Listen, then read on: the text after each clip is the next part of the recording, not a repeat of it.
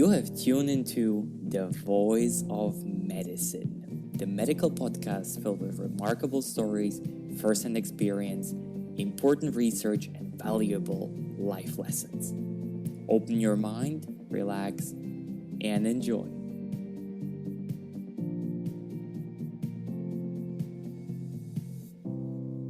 Hello, everybody, and welcome to another edition of The Voice of Medicine with me, Michael.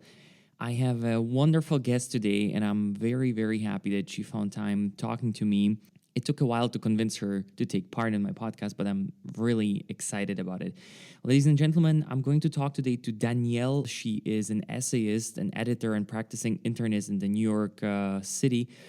She is also an attending physician in the Bellevue Hospital and a clinical professor of medicine in the New York University School of Medicine. She wrote a couple of unbelievably interesting and meaningful books about medicine from the perspective of a doctor that is more than just trying to treat the patient's symptoms. She has tackled so many interesting things in her book that it would be a blasphemy for me to try to summarize it. What I would rather do now that I have the possibility is let her speak about the books and what inspired her to write them. Hi, good morning or good day. Yeah, for me, it's a little bit, I would say early afternoon. You have morning there, right? Yes. Danielle, when it comes to medical writing for the, let's call it the broad public, I mean, there is only a few authors that can captivate readers just like you do. And you're a medical doctor by trade. And I would say that you're a gifted writer. You produce one book after another. When did you discover this passion for writing as a doctor? Well, I'll say that as a kid, I loved to write books about my dog. And that's what I did when I was in first and second grade. But writing didn't really come back until after my medical training. So I trained at Bellevue Hospital, which is the oldest public hospital in the United States, and I still work there. And during my training, it was the height of the AIDS epidemic, which for many of us, we're getting a little bit of PTSD and flashbacks with coronavirus now. But at the time, we were quite saturated in death and suffering as we are now. And so after my training, I decided to take off a year and a half just to get some space. And it was during that year and a half off that I started writing. And not to write or write a book or anything like that, but I needed a place to put all the stories. You know, at the time it happened, I recognized that these were singular experiences, but I couldn't write them down at the time. There was no time. It was too close to the emotional bone. So when I finally had some space geographically and psychologically, I began to write them down, again, just to find a place to put them so that I could go forward. And then when I came back to work at Bellevue, as I always wanted to do, I began taking some writing classes and sending the stories out to small literary magazines. And eventually they formed my first book, Singular Intimacies, Becoming a Doctor at Bellevue. So you're still working at Bellevue Hospital, right? Oh, absolutely. How long are you working there now for? Well, not to date myself, but 20 years. Was it 25? Now it's a lot. Since my training, I went to medical school there, residency, and I've been there ever since. So since the HIV epidemic. So you can count those years. You know, this is fascinating for me, especially now, because I barely see, at least in Switzerland, the doctors staying that long in one hospital. I mean, maybe one of, the, how should I say, we call them the old dogs. I don't know if this is an expression in English, but, the people who sort of, started working in the 70s and, they were very comfortable there, and they're by nature traditionalists, so they're like, why would I change? This is my home. Maybe they even live next by, but now you don't see that anymore. People change quite a lot. Usually there is a 4 to 5 year rate that they stay in one hospital and then they change. Why do you think that is, that before maybe more doctors were staying in one place and now there is a lot of change? At Bellevue, we call them Bellevue lifers, and we have quite a few. And I will say, very, very sadly, last night we had a memorial service for our first nurse at Bellevue who died from corona. And the room was packed. And the memorial was organized by the trainees, the house staff. So they were very young, and they knew this nurse for 2 or 3 years. But then the other head nurse got up and spoke. She said, I knew him for 30 years, as have many of you. We looked around the room, and there were quite a lot of people who had known this nurse for decades. And we recognize that our hospital, and I think many hospitals, um, incite a certain amount of loyalty. And many of us have stayed. I looked around the room, the medical director, the chief of medicine, the head of nursing, we all trained together and we've stayed, the head of cardiology. I think certain places attract at least some group. And of course, people move on and find different career options. But something about Bellevue has really kept a lot of us there. I don't want to stay in this topic for too long, but you inspired me to ask the following question. What inspires loyalty on the side of the institution that people actually stay that long? If you could name it, what is it? Well, I think it's when you have a mission that resonates and a community that helps it come together. So in the US, unlike in Europe, our medical system is largely privatized. However, in New York City, we still have a network of public hospitals that have a very strong mission to serve uh, anyone who needs to be served. And whether that's people who are uninsured or undocumented immigrants or people who don't have money, whoever it is, or the president. You know, we're the designated hospital in New York City. Should the president of the United States become sick in New York, we take care of everyone. And so that idea of a mission for everyone inspires us. And then on the flip side, it has brought people who are so dedicated that these are the people you want to work with. They're smart, they're dedicated, and you can see it in this current crisis. And to work with people who have a communal mission, it's so invigorating. And yes, it's the people and the mission together. That's it. Well, thank you very much for diluting this into these two drops of the essence, what it really makes. Now, with each of your book, you focused on a different topic, and I would like to have a closer look at three of your books, if you don't mind. Starting with the first one, the incidental findings. Now, this is the one where you describe what happened to you when you were on the other end of the stick. So suddenly you were not the doctor, but the patient. And I guess this is something what sooner or later every doctor experience. But how was it for you, and what changed after this experience? I mean, I'm pretty sure there were some profound things that you found out about how is it to be a patient, as before you were the one treating them. One of the things, the older physicians and nurses, we look at the younger trainees, and they haven't yet become patients, most of them, luckily, but they will. And there's a certain amount of wisdom one gains once you've been on the other side of the stethoscope, so to speak. So, having been luckily quite healthy, my only first experience as a patient was when I had a baby. And in the U.S. at least, one of the tortures of modern obstetrics is they withhold food and water until you produce a baby. And so when I finally had my baby and they bring you up to postpartum, you are so thirsty, and they put down this beautiful gleaming pitcher of ice water, and they put it just out of my reach, but by accident. And all I wanted in the world was that pitcher of water, but I couldn't reach it. And it's not so easy to hop up and grab that when you've just had a baby. So I was trying to lasso it with my pillow and the sheets. And I didn't want to call the nurse. I know the nurses are busy and this is a small thing. But as time went on, my entire universe focused on that pitcher of water. And at some point, I didn't care who was hemorrhaging out there or having chest pain or dying. I wanted that water. But I was so dependent, I couldn't get it. And I finally called. They said, "Oh, we'll come." And of course, they were busy. They didn't come. And I called again and I called again. And finally, by the fifth call, I said, "Hey, this is Dr. Ofri. I'm on the faculty here. I do the water." And they came running in. But I felt I didn't want to use my rank, but I was so desperate for the water. And I realized that when you're the patient, your focus becomes very narrow, understandably so. And small things or seemingly small things become the biggest things. And so now when I round on patients, I'm always moving the phone closer and the ginger ale and the tissues. And sometimes my team is rolling their eyes while I'm, moving things around. But I know that for that patient, that can be the most important thing. And it's hard to realize that when you're on the other side. Well, a lot of, patient by definition, when they come to the hospital with whatever they have, they're sort of on the on the mercy of doctors and the staff. Usually in helpless situations, I also assume that they don't fully understand everything that is going on with them medically and so on. So they're really I would say the symmetry of power there is not the same. And I want to say, I would like to ask you, do you think that a lot of things were also neglected in terms of the emotional. That, for example, a lot of doctors, maybe because they just don't have the time, there's way too many patients, but they are neglecting also the emotional side of the patients. I think it's a combination of not having time. I mean, doctors were incredibly busy. There's always way more work than one can do. So we're constantly rushing around. But I also think we forget the perspective. We forget that patients, they don't speak medicalese. We say, oh, the patient had an MI. Many patients don't know what that is, but for us, we forget that that's not English. Myocardial infarction or heart attack, people think of it as a heart attack.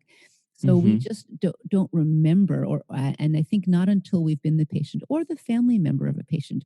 You know, when I've gone in with my, parents or my in-laws or my children, again, you suddenly feel quite different when you're the parent and you become desperate for information. And when the nurses and doctors are using shorthand or just, oh, you already understand, you're a doctor, but actually at this point I'm not a doctor. I'm the parent of a sick child. I need that extra emotional attention. So you're right, I do think it gets a little lost in the shuffle, because, and not out of meanness or callousness, but just of not recognizing how important it is. How was it with ethical questions? Was there a time when you were there as a patient that maybe a new perspective on some ethical questions came to you, where you said, wow, I never thought about it this way, but now that I'm here, this maybe should be discussed among our community? When I was caring for my father, who died 2 years ago, he was in a hospital. He really was clearly getting toward the end. And we were trying to get him home. And we finally got permission to get him discharged. We had an ambulance to come pick him up. They took out the IV. We got him dressed, which was not easy. He's about 2 meters tall, ready to go home. And all of a sudden the team came in and said, oh, you can't take him home. His magnesium is low. I said, what? And magnesium is not the most important, element in the blood right now, or at any time. It can be, but certainly not in this situation. I said, come on, that's crazy. I said, no, he must get more magnesium. And over my protest, they put another IV in this poor man. And of course, it's painful and suffering, kept him one more day. I tried to talk with the doctors. They were in surgery. They couldn't talk. And they made him stay another day. The next morning, I came early to the hospital and I barricaded the door, and I would not let them in to draw his blood. I said, if you draw his blood, you'll find something else. They said, oh, but we have to. I said, no, you don't. And you have to physically move me if you want to, stick a needle in him. And they called the team, the doctors, the administrators, and finally they, oh, she's a doctor, okay. But, if I hadn't been able to fight that hard, and if I hadn't had the standing as a doctor, they probably would have come in and drawn his blood again and found something else to keep him in the hospital. And I recognized how the ethical issue of, do we have to do everything? And again, of the power dynamic. And so we finally got him home, and we got him into his own bedroom and opened the windows, and the birds were chirping. It was the biggest victory for me, but I had to fight so hard, and I had to fight this system.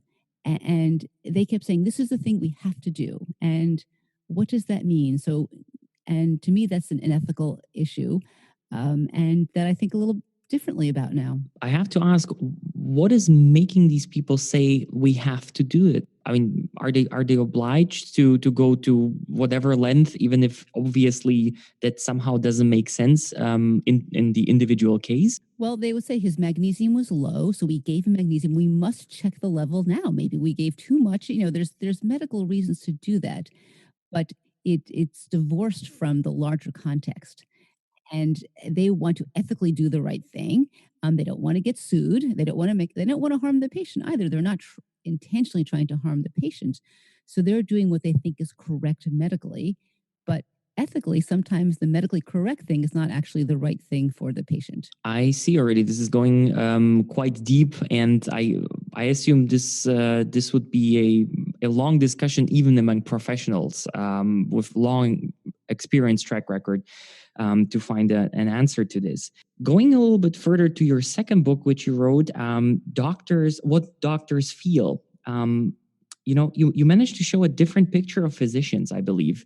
The way that me as a layperson, as I see doctors, well, not now anymore. I mean, I spend some time with them now, but before, when I saw a doctor on a TV show or in a talk show, usually it was, a very calm person speaking with authority. He was or she was only asked, on the side of the expert knowledge. So, what do they think about a certain procedure or certain things happening in medicine? So we get a very, I would say, hygienically clean picture of doctors. We never really see them in I would say on the edge or in those very critical situations. And I really want to know from your perspective and your experience, how do doctors really feel after, I don't know, working a 18-hour shift or doing that for 13, 15 years straight? I think that doctors are no more or no less emotionally complex than lawyers or accountants or computer repair people or the grocer. Um, but we're in a situation in a type of job where it's not expected to be part of your everyday expression. But also, I think that the emotions, I know that emotions affect how we think and how we make decisions. And so for the guy who repairs your cable, if their emotions are interfering with their decisions, well, maybe you'll get bad cable or bad reception or bad internet. But for doctors and for nurses, and I'll include all healthcare workers, when our emotions affect our decisions, the stakes are very much higher, which is why I think Mhm. it's important to look at doctors experience all the emotions that everyone does: fear, anger, shame, uh, joy, embarrassment. All of these things come up. We're trained to sort of put them aside. And at times that's appropriate. You need to do your job. And if someone's sick or crashing, you need to take care of that. You must be able to put aside your emotions. But you do have to give them their due. If we don't give them a moment to be grappled with, they'll come back to haunt us. And so now when I Mhm. see the surgeon screaming at the nurse or someone throwing tools, I think not, oh gosh, what a big ego. I think, boy, there's someone who never really addressed their emotions. I'm sure that person was humiliated, as a young trainee or as a student. And now instead of dealing with that, takes it out on someone else. And it's all to the detriment of the Yeah, patient. I was wondering exactly about this. What happens to a surgeon when he's really pissed? Coming into the operation room and, I don't know, working on a patient, or what happens, for example, if you have somebody who is, for whatever reason, extremely sad on the day, and supposed to look at MRI pictures or stuff like that. Does he make more mistakes because of that? I really don't know, but it's definitely an important thing to talk about. When and how can doctors really filter and grapple with their emotions? I think we have to. I think we owe it to ourselves, but we owe it to our patients. Because yes, we can make mistakes, and certainly, I mean, the data are small, but we see um, in small studies that our emotions do affect our mistakes. So, for example, in oncologists, they looked at a small study, but if oncologists were working with patients for whom the patient didn't do well and they felt they hadn't done enough, they often overcompensate with the next patient and start doing more interventions and vice versa. Mhm. Um, and not that it's necessarily right or wrong to do more or less, but that if it's influenced by your experience with the last patient. And it's important that we make sure that each patient is considered on their own and separately. And we have to make sure that our emotional fallout from the last patient, whether it's grief or sadness, whether it's anger, whether it's humiliation and shame for making an error, that's addressed so that we go into the next patient with a clean slate. Well, this is another topic I definitely wanted to talk to you about, this making mistakes in medicine. And I have to tell you, I don't know if you know Nassim Taleb, the author. I think he once said that courage especially means to voice an unpopular opinion, and stand behind it, and stand behind it firmly, even though you have something to lose. Usually what you have to lose is reputation, which is a big thing. And by this definition, I think you're very courageous, because a lot of your books, and the last one especially, is "When We Do Harm," thematizes this problem of making mistakes in medicine, speaking about it openly. I think it's a tough topic for the community, and not only you discuss why there is error which doesn't need to be there, but unlike a lot of people who only simply would point to mistakes, you're trying to give us some solutions. So maybe if you could take a few minutes and just give the audience a little close up? Why did you write the book? And what did you find out when you really looked into this topic of doctors making mistakes? A couple of years ago, there was a newspaper article about a study that made huge headlines, and the study claimed that medical error was the third leading cause of death in the United States. And I remember my editor emailed that to me and said, "Is this really true?" You know, when Mhm. when you're the only doctor in a publishing house full of English majors, you get everyone's medical questions. So I looked at the paper and I kind of hesitated because honestly I did not know the answer. Was it really the third leading cause of death? I mean, if that's the case, I should be seeing it every day. I work in a busy hospital, but I don't, or at least I feel like I don't. So I wondered, is it true and we're simply blind to it? In which case, that's a terrible situation. Or is it not true and the data we're publishing about medical error is completely wrong? There was a famous report called To Err is Human, published 20 years ago in the US, that estimated that up to upwards of 98,000 Americans were dying per year of medical error, the equivalent of a jumbo jet and a half crashing every single day on US soil. And that metaphor of the crashing jet became sort of the reigning metaphor of medical error. And so I started digging into the data, and it becomes very, very complicated quickly because one question is, how do you measure a medical error? All right, if you pick the wrong antibiotic, was it an error or was it a judgment call based on the situation? And then how do you know if an error causes death? A patient with cirrhosis dying from liver failure, let's say he was given the wrong antibiotic. Well, that's an error, but he also dies. But did the error cause the death? That's very hard to pick out. So just measuring these things is fraught. So I think we don't actually know the answer of, you know, where on the list of things that mow us down as medical error. It's probably not number three, although I'm sure it's quite high, and we still need to address it. Now, how do we address it? Well, there's many factors in error. So we talked a little bit about emotions. The other thing I'll just bring up is the way we think puts us at risk for errors. So we humans have evolved our brains in a way to be extremely smart. Right? There's a ton of medical information out there, of all information, and if we were to plod through information, bit by bit, we'd never get done. Right? Imagine a patient comes in with a stomach pain, and I pulled off the textbook off the shelf, and I started paging through each of 1,000 pages till I got to the answer. I'd get the right answer. I'd see one patient a day. So we use shortcuts, so we call them heuristics. So a patient comes in with certain symptoms, and I say, "Oh, that's gastritis," or that's appendicitis. And that's actually very effective because it makes it possible to handle the mountains of information.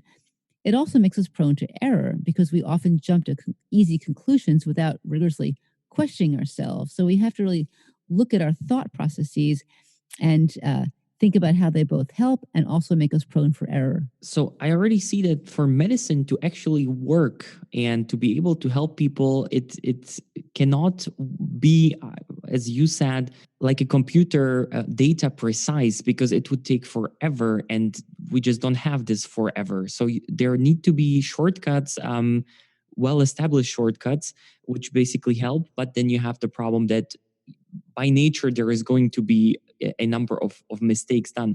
And it's actually very good that you explained that it's not as easy to go through the data and to define what actually is a medical error. If we were now, let's say, in a lecture hall and there was a lot of young bright people sitting in front of you listening to you, maybe some of them or all of them wanting to be doctors. So let's say they're medical interns or students, they just go to med school. What would you tell them? What would be sort of like maybe two or three things that you would give them into the backpack on the path to become a doctor, which now with your experience, that it would make their life so much easier and also be very beneficent for the patients? Well, one is the idea of intellectual humility, that to assume that we're not as smart as we think and to always be questioning ourselves. And the idea, we're so used to like the doctor hero always knows the answer, but we actually want to worship the hero who says, I'm not sure, or I don't know if I'm right. Let's look that up. And that should be the thing that we laud, the person who's willing to question themselves, who assumes they could be wrong, who assumes they could make mistakes. That's the hero doctor that we want to emulate. The second thing is the idea of clinical curiosity, is that we always want to know more about the patient and not just take Hmm. information written in the chart or someone tells you. Go in, talk to the patient, ask them, spend the time to talk with the patient and examine the patient and not take third hand information. So often we skip that part, even though it sounds like the basis of medicine, or we gloss over it or give it just, a quick minute. But to really talk with the patient, um, and when you do, not only will you find more of the clinical answers, I believe, you'll also establish a relationship with the patient and help the patient understand that there is uncertainty. My third thing, which relates to that, is the idea of being comfortable with ambiguity and uncertainty. We want solid answers, but that's just not the way medicine is. And so we both have to, in ourselves, accept ambiguity, learn to function within the ambiguous zone, but also help our patients accept ambiguity. And that requires a good relationship with the patient and good communication. So often doctors are afraid to admit errors to patients because they're afraid the patient will sue them. But if we've established a good relationship, established the idea that things are uncertain and we'll have a lot of things that are not clear, patients can understand that and are much more forgiving. They understand that things will not be perfect and that mistakes will happen. But if they've been given the background of that and the format and the trusting relationship, they're much more understanding and generous with that. I think the last thing that you just spoke about is so undervalued. I mean, so many patients come to a doctor basically looking for a simple solution. I have something, give me a pill or do something procedure, and then it's done. And of course, you're going to be right because you're a doctor. And this is something what patients really, I think, slowly should start to understand, that although the doctor is an expert and then he spent a lot of years learning, practicing medicine, so he is not God, and he can just snip his fingers and things will be done and everything will be okay. So I think it's also about managing expectations, just as you explained. Yes, and that, medical care is a process. Diagnosis, it's a moving target. And maybe we think it's this or one of these three things, and maybe over time, it'll turn out to be something else. Now we have to be open to adjusting our hypothesis, to look at data that don't fit, to question our own biases and judgments. I mean, listen, doctors and nurses were as biased and stereotypical as other people, but we have to be willing to examine those biases. Are we looking at a patient differently because of if a patient's angry and yelling at us? We may be a little less likely to, go the extra mile or consider other things. If a patient is in a group that we stereotype against, we may take their symptoms less seriously. And these are things that we can afford to do. We have to be willing to look critically at ourselves. Am I being biased? Am I reacting to this patient because I don't like them, or they smell bad, or they seem like they cause their own disease and they're not trying hard enough? All of these things can bias us, and we have to be willing to hold up the mirror to ourselves and to the situation and be willing to admit when we're being biased and when we're making mistakes. Thank you very much. Those are really great advice. Last question, Daniel. Is there anything that you have in store for us coming? A new book? Is there something cooking up? Well, I'll say the book When We Do Harm, it just arrived last night in my house. So it's coming out next week. So I need to catch my breath. Plus, I will say we are quite busy here in New York with coronavirus. Um, and so it's interesting, when AIDS happened, I don't think we recognized in the moment that this was historic. It was just so intense, but it was a slower moving disaster. With coronavirus, I think we recognize this is historic right now. And so at some point I will have to think about this and write about it. So I'm trying to just gather my memories and recollections. I mean, things are happening so fast, Michael, you cannot imagine. Each day things are different. And I think we have, as of this week, I think we are hitting the peak or the plateau in New York. Not, and it's odd because there's sort of these glimmers of hope in the media, and we don't really feel that yet. What we feel is we're not getting worse and worse every day. So we're plateauing at a plateau of awfulness. Our ICU is packed, our hospital is packed.